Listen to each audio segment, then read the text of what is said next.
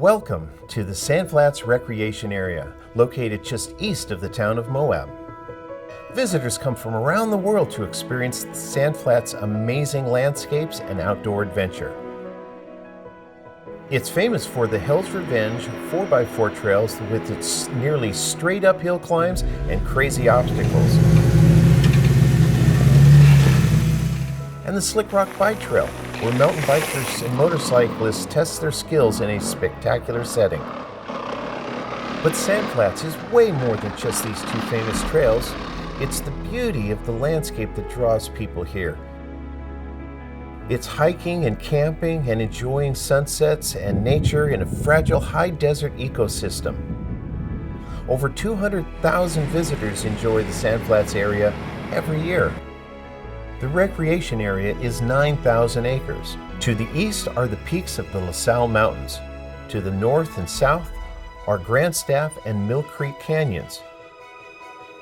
The northern boundary overlooks the Colorado River, and just beyond that, Arches National Park.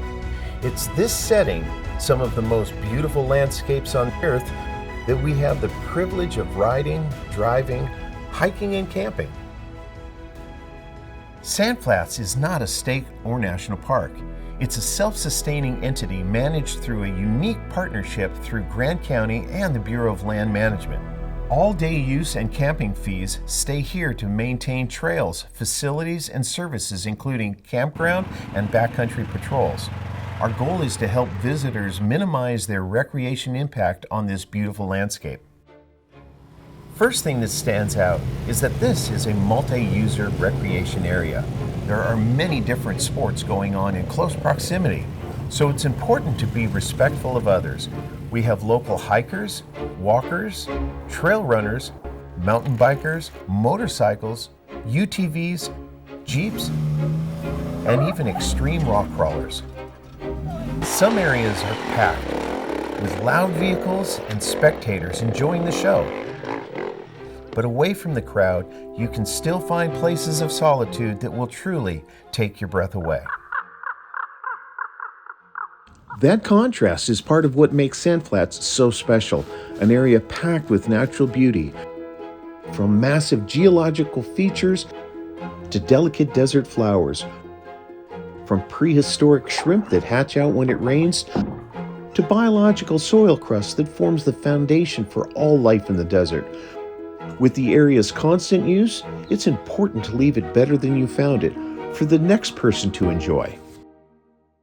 To accommodate all the action, Sandflats has some great trailhead facilities. There are well-developed parking lots and staging areas for trailers, with shade structures and picnic tables, vault toilets, trash dumpsters, and information kiosks to help you get oriented. No drinking water or food is available within the recreation area, so be prepared before you arrive. Of all the things you want to know about Sandflats, safety should be your first concern.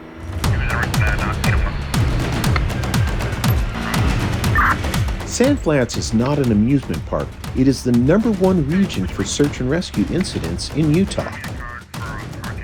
The outdoor adventure is thrilling, but it's an unforgiving landscape, and a simple mistake or mechanical failure can lead to serious injury or even death.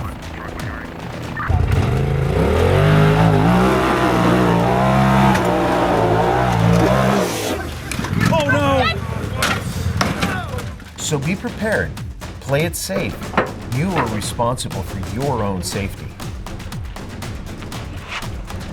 Sandflats is a very unique recreation area. With blind corners and big drop-offs, it is not an area for speed.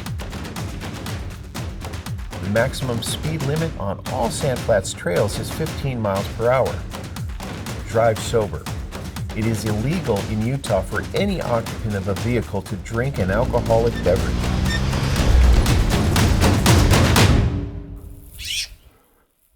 Sandflats has great camping, over 140 sites in 9 campgrounds spread out over several miles along the Sandflats Road. The campsites are marked A through J and are on a first-come, first-served basis. You may camp only in designated sites, and there is no water, hookups, or dump stations available in the Sand Flats area. We have 30 sites that can accommodate RVs up to 40 feet in length. Each campsite has a picnic table, fire ring, and vault toilets nearby. 6 group campsites for up to 16 people with shade structures can be reserved through recreation.gov. Camping here comes with the responsibility of camping the low-impact way, including keeping your food and trash secure from the ravens and other wildlife in a vehicle or sealed cooler.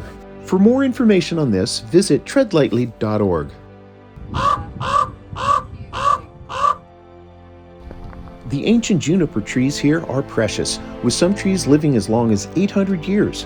They provide food and habitat for the desert creatures and play an important role in the desert's ecosystem. But unfortunately, many of these trees have been cut for firewood, damaged, and destroyed. So please don't cut, strip the bark, or hang anything from trees or plants, and don't collect wood or any organic material. Bring your own firewood and build fires only in existing fire rings. No target shooting or fireworks is permitted in the Sand Flats area.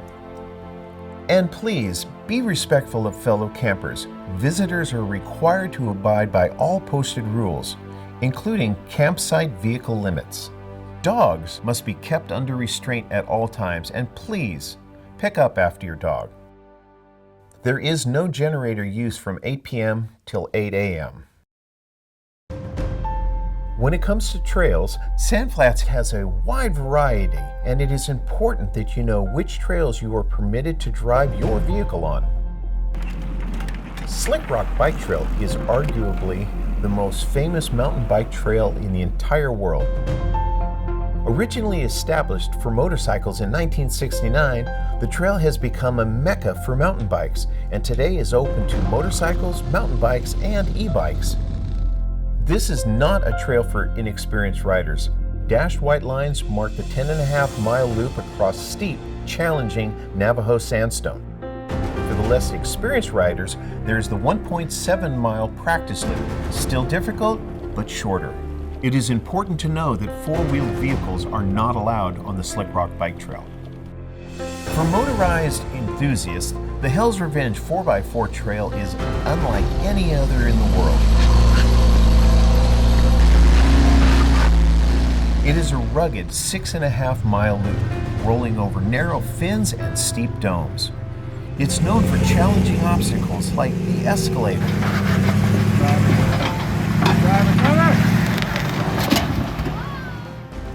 Mickey's Hot Tub, and Hell's Gate.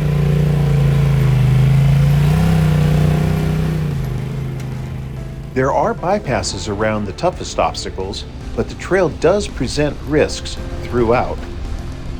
The trail intersects the Slickrock Bike Trail at several points, so please be courteous to the bikers and hikers you may encounter.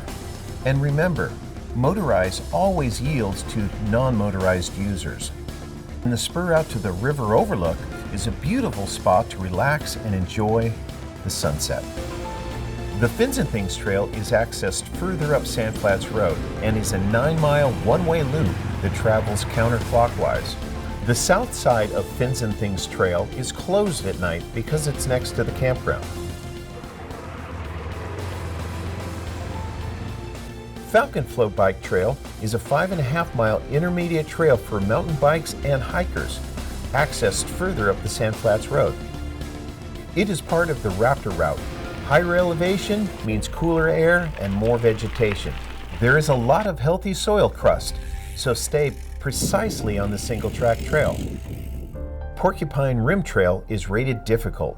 It's over 8 miles of rough 4x4 road and then 5 miles of difficult single track for mountain bikes only. The Porcupine Rim Trail is part of the Whole Enchilada mountain bike trail, which drops nearly 8,000 feet over 26 miles. Riders of the Whole Enchilada Trail should also understand if exhaustion or emergencies arise, there are 4 easier exit options. The fourth and final option is at the transition between the LPS single track and the Porcupine Rim Trail. A left onto this double track will take you back to Sandflats Road. This is the fastest and easiest way back to Moab.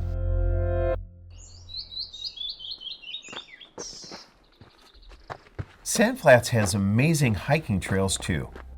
Slickrock Bike Trail Practice Loop is a wonderful hike, and the Juniper and the Pinion Trails are just for hikers. There is amazing life adapted to the desert here. The biological soil crust is literally alive. It is the glue that holds all the desert life together and is easily damaged by walking or driving on it.